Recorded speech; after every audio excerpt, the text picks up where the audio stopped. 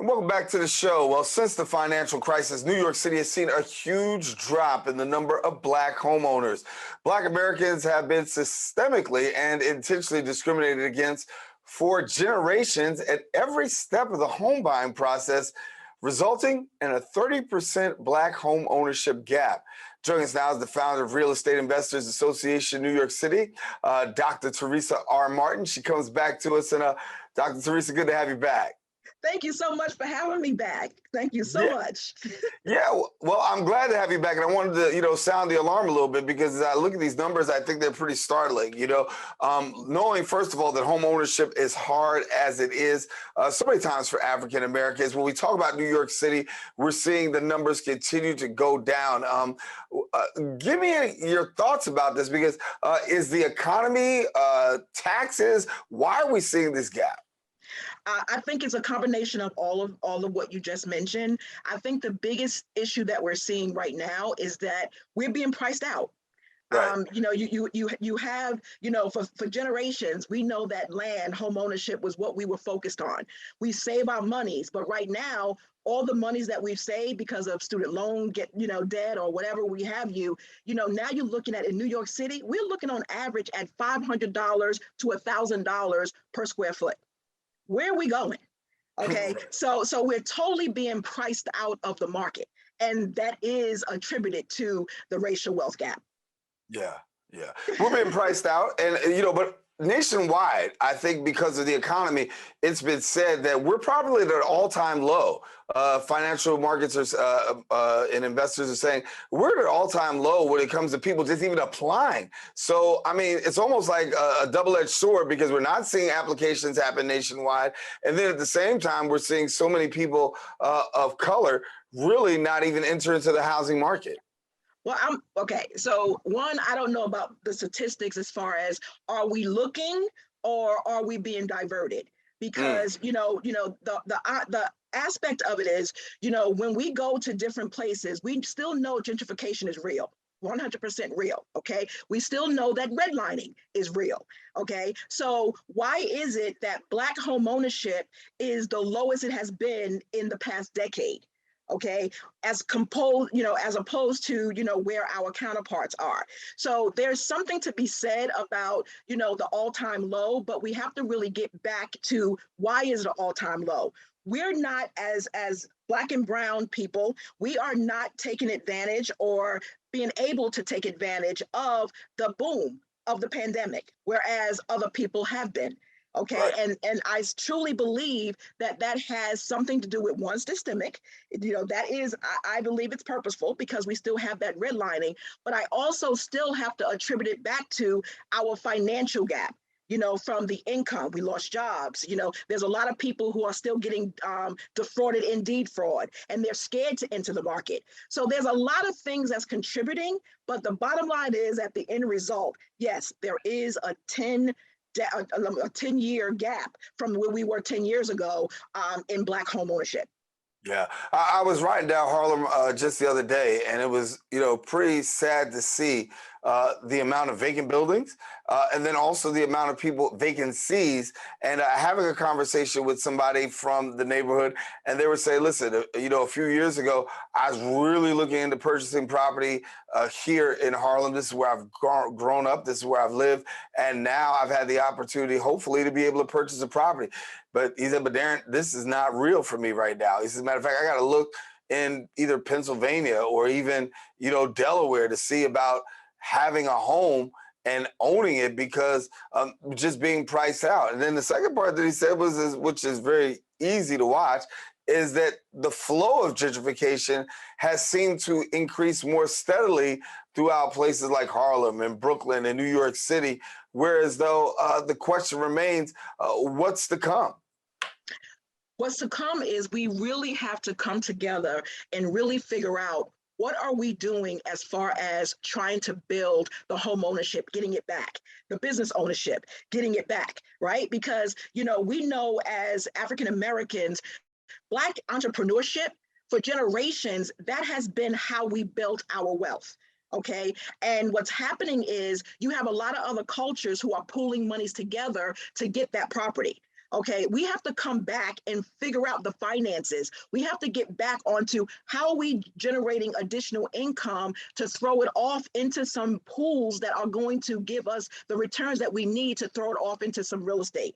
Because if we're not going to come on the same page, if we're not trying to reach out to get that assistance from, communities that are looking to close the gap, then we're going to be priced out everywhere we go. So it's not a matter of, okay, well, we can't buy in New York, we're going to go to Pennsylvania. Guess what? It's nationwide. This is not just a New York thing. This is a nationwide thing. And we really have to figure out, what are we doing at home? What are we doing in our families to make sure that we're securing things? Because we have family members who, have inherited properties, right? Born and raised in these properties, and now they're losing those properties, right? So we're losing, properties where we now have to figure out, how do we sustain, and then how do we obtain? So we really have to have a different type of conversation, because it really boils down to, finance, business, real estate. We have to kind of have everything working together if we're going to kind of close this wealth gap. Yeah. So we talk a lot about problems. Let's talk. You talked a little bit about solutions. What's one of the first things that we can do to really address this? Look at your finances. Look at your finances. Find out what's going out and what's coming in. And then let's figure out how we close the gap. I always tell people, look at your beacon. Where do you want to go? Where are you right now? Now we have the gap. How are we going to now close the gap? This is like a family, family combined, tool. So the first thing is knowing what our finances look like, how good it is, how bad it is, because we can always do better and we can always improve. But until we actually get the diagnostic, go under the microscope, do the x-ray to see what's going on, then we're not going to know how to play this game. And we have to know the rules, and the rules are finances. We got to get that in order. So that's number one, just getting your stake at the table, being able to understand what it is that we need. And that's the gap. So after we get the finances in order, I want to talk a little bit about this year, first-time home buyers, because we haven't seen too many, we should say we haven't seen the numbers that we normally have seen in this area. What can we do in terms of first-time home buyers and resources? Because are the resources still out there and available for first-time home buyers to help them in their role, on their road to home ownership?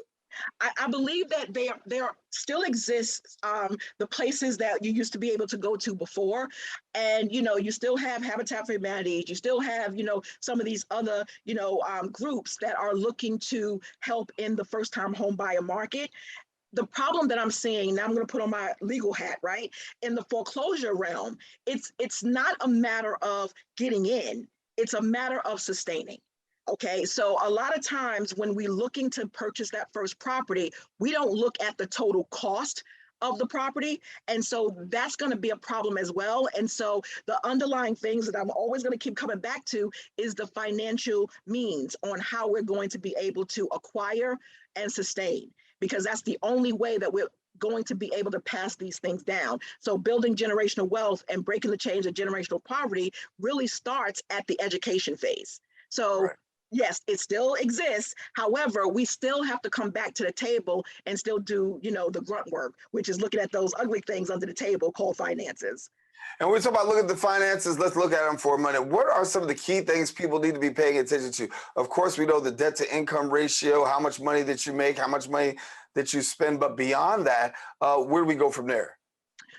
Once you look at your debt to income ratio, you also want to look at your debt to limits. Also, how much debt you have based on your outstanding limits, whether that's credit cards, equity loans, or whatever the case may be. So that's that part. But also, there's things where you can actually now start taking part in trying to build up those additional streams of income, right? We're all scared of that digital age. I know I am, like crypto, and you hear all these things. It's like, I'm not going to touch crypto. However, there's something on the market called, real estate tokenization, right? So wealth creation through tokenization, right? So basically, that's a way where you can own a fractional share, just like you would a drip fund, Mhm. in the market. You can have a fractional share for as little as $500, and that can now start your journey to asset creation, wealth creation, real estate, ownership. So there's a lot of things that we need to start looking at, but we got to get educated before we start investing in things. But I'm just saying that there are things out there that is available that we really just need to start opening up our eyes to and getting a little bit more educated about, because I think that's a great way. I love drips. I gave drips to my grandchildren, as they were growing up, because I didn't give gifts. I gave shares of stock. And Mm. that's what they always knew. So every year they would just come and say, what stock are we buying today? And that's how it was. Now there's a new opportunity for me to now, also add, real estate tokenization. So now I can give my grandchildren, pieces of real estate so that they can actually start building their wealth as they start growing up. So those are some of the things that we can start looking at, as far as adding things to our, toolbox. If we're not ready to invest in it yet, we can actually start just looking at it and getting educated about it, and never invest in anything you don't understand. Yeah, that's huge. That's huge. You talk about don't invest in things that you don't understand. That's one thing. But talk about some of the other things that we should be avoiding in this area. uh, okay. So this is my main thing, and I'm sure in the space, most of our listeners and viewers would be aware of. Deed theft has not gone away, and it is prevalent right now in our Black communities for the home ownership, right? Because we're so desperate, because with the foreclosure luring and lurking around, and people are desperate because they don't have the income. You have people knocking on your door and saying that I can help you, don't worry about the banks, I can do what banks can't do.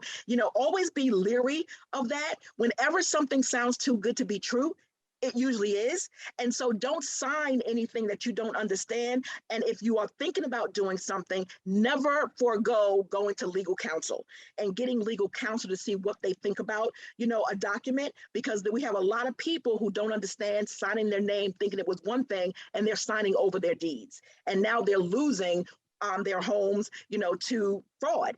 And this is something that we definitely need to make sure that we are paying attention to. So yes, that is one of the things that you definitely should be avoiding. Yeah, and as time goes on, I mean, obviously, there's so many more things to pay attention to. You got these cyber scams, you got these other things. You got so many people trying to really lure people in, and it's a joy to have home ownership. It's a joy to own property. It's a joy to be able to have some financial means. But yet, and still, there's so many things that are coming at people that we have to really be on guard against.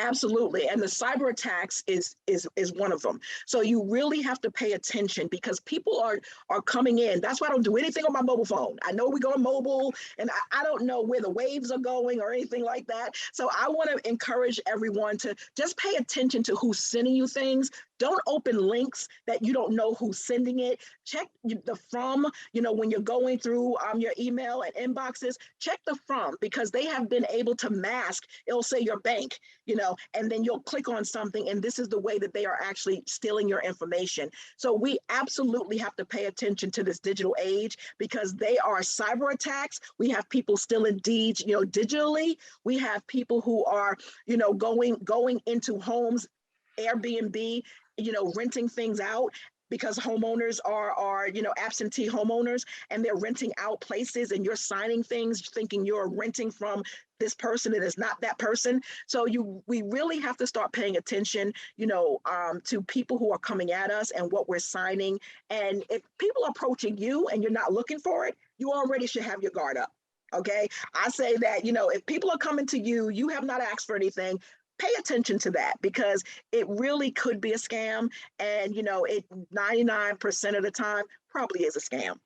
So definitely do your checks and protect our elders, our seniors. We have a lot of seniors, they have good credit, they have debt paid off. There's a lot of people stealing their credit, and we as a family have to make sure that we're protecting our parents and our grandparents, because they're coming at them. And our grandparents don't like debt.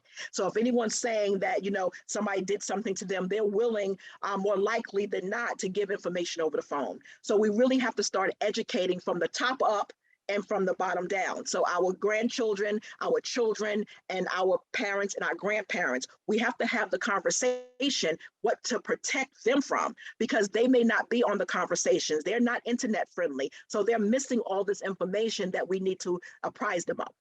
Yeah. Dr. Teresa, before we wrap up, I definitely want to get people connected to you.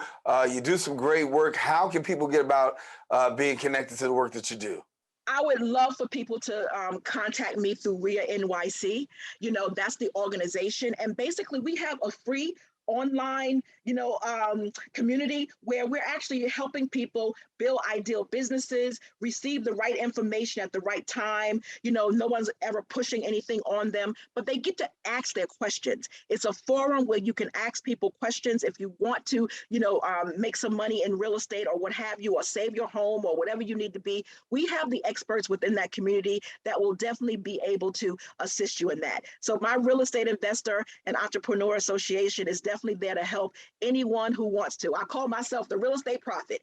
I am spreading the real estate gospel to all who will listen. So I hope that everyone joins me in my community, because we're doing some great works and we need the help of the community if we're going to build, create, sustain generational wealth through real estate and business ownership. Dr. Teresa R. Martin, thank you so much for being with us. And if you want to know, she is the founder of the Real Estate Investors Association, New York City. And we thank you for giving us this insight. It's a very crucial time, but I think it's also a time that we should be taking advantage of what is going on out there, and also not just taking advantage, but also really being aware of the things that are out there and the challenges that we face. So thank you so much for being with us and sharing. Thank you so much for having me. Thank you so much. This has been a pleasure.